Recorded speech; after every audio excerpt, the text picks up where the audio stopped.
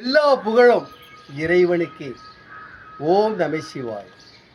உலக மக்கள் அனைவரையும் யோகா நாயகியின் சார்பாக வணக்கத்தை தெரிவித்து எப்போதும் போல பயிற்சியை தொடங்க தயாரிட்ட நிலையில் எங்களை நீங்கள் மக்கள் அனைவரும் மகிழ்ச்சியில் தழித்து திண்டாட வச்சுட்டீங்க. எந்த மாற்றமும் இல்லை. அனைவருக்கும் இந்த இடத்துல ஒட்டு மொத்தமாக வணக்கத்தையும் நன்றியும் தெரிவிச்சுக்கிறேன்.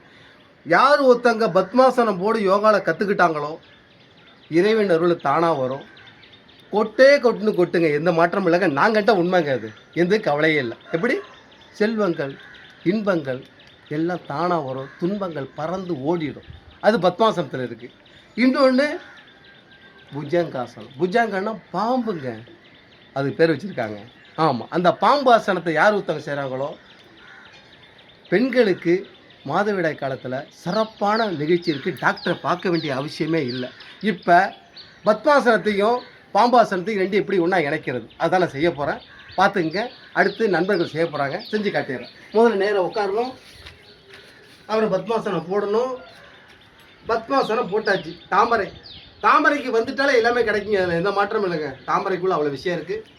பத்மை என்றால் தாமரை மலர்ந்தாலே சுபிச்சம் எல்லாமே இருக்குது. சரஸ்வதி லட்சுமிலாம் வந்துடுவாங்க, ஏற்கனவே சொல்லியிருக்கேன் பல வீடியோவில். இதில் இப்போ இந்த தாமரையில் பாம்பு சுத்த போகுது, எப்படி பாருங்க. அவ்வளோதாங்க.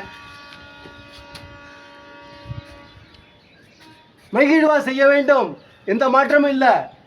இது பெண்களுக்கான ஆசனம். இது செஞ்சீங்கன்னா ஞாபகம் வச்சுங்க, அவங்களுடைய கணக்கு சொல்லுவாங்க.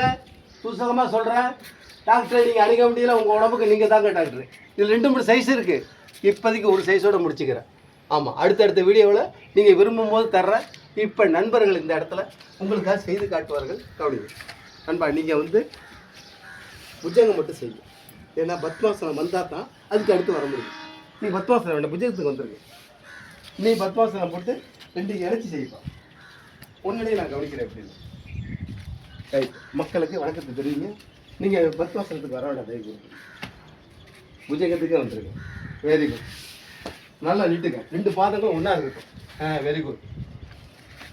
நீ உனக்கே இப்போ இந்த இடத்துலப்பா இது உள்ளே போகணும்பா, உள்ளே போகணும்.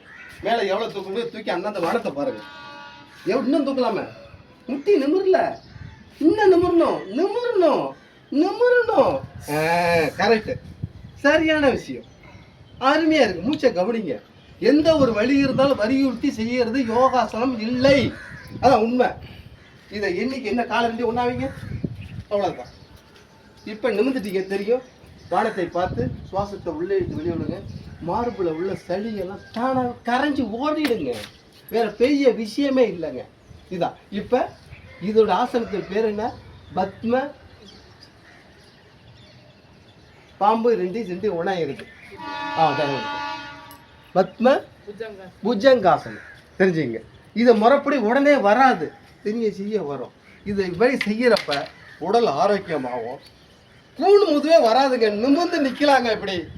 ஆமாம், இதுக்கு மேலே என்னங்க நான் சொல்கிறது? யோகாவளி நான் கண்ட இன்பத்தை நீங்கள் அனைவரும் பெற வேண்டும் என்பதை என்னுடைய ஆசை. எங்கள் யோகா நாயின் சார்பாக வணக்கத்தை தெரிவித்து பெல் பட்டன் நமக்கு மறந்துடாதீங்க. நீங்கள் மட்டும் பார்க்குறதோட இருக்கக்கூடாது, நண்பர்கிட்ட பகிர்ந்துக்குங்க. அதாங்க மிக மிக முக்கியம் என்று சொல்லி நன்றி சொல்லி விடைபெறுகிறேன். வணக்கம்.